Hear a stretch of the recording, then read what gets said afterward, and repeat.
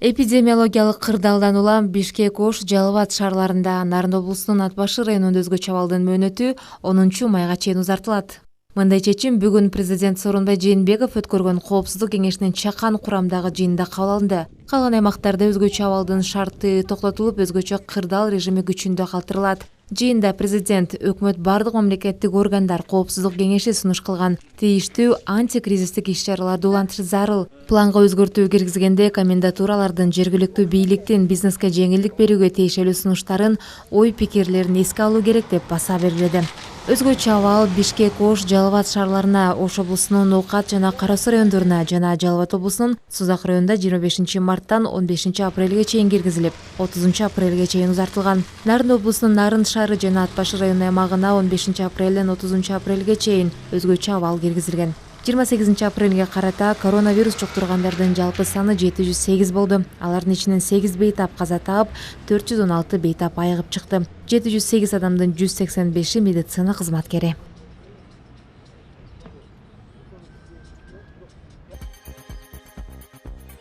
Евро биримдиги Кыргызстандын коронавируска каршы көрүп жаткан аракеттерине колдоо көрсөтүү үчүн 36 миллион евро бөлмөй болду. Бул тууралуу уюмдун Кыргызстандагы өкүлчүлүгү кабарлады. Маалыматта айтылгандай, бул каражат грант түрүндө берилет жана макрофинансылык туруктуулукту, социалдык коргоону, азык-түлүк коопсуздугун камсыз кылууну, саламаттык сактоо тармагына, кризис менеджментке жана жеке секторго жардам берүүгө жумшалат. Грант түрүндө бөлүнө турган каражаттын 30,8 миллион евросу бюджеттин тартыштыгын азайтуу үчүн казыналыкка которулат. 2014-20 жылдары аталган биримдик Кыргызстанга жалпысынан 263 миллион евролук колдоо көрсөттү. COVID-19 илдети Кыргызстанды да каптаганы президент Сооронбай Жээнбеков жана Кыргыз өкмөтү бир нече мамлекеттен 10 чакты эл аралык финансылык мекемеден жардам сураган. Өкмөт коронавируска байланыштуу кырдаалдан улам быйыл республикалык бюджетке 27-28 миллиард сом түшпөй калышы мүмкүн экенин билдирген.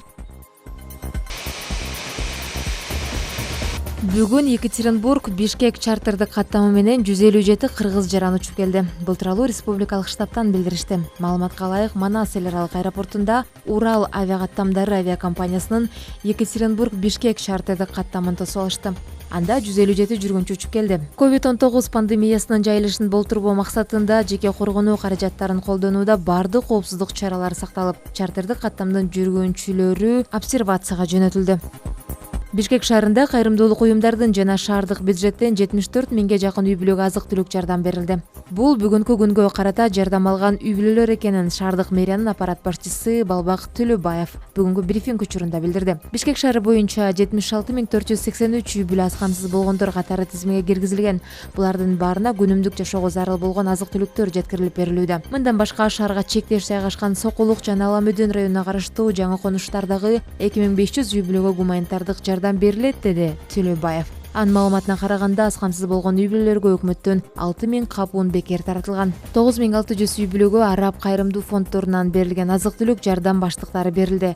Балбак Төлөбаев гуманитардык жардам таратууда коррупцияга жол берилбестигин, ага муктаж адамдардын баарына азык-түлүк жеткирилерин эскертти. Коронавирус пандемиясына байланыштуу Бишкекте 25 марттан тартып өзгөчө абал жарыяланган.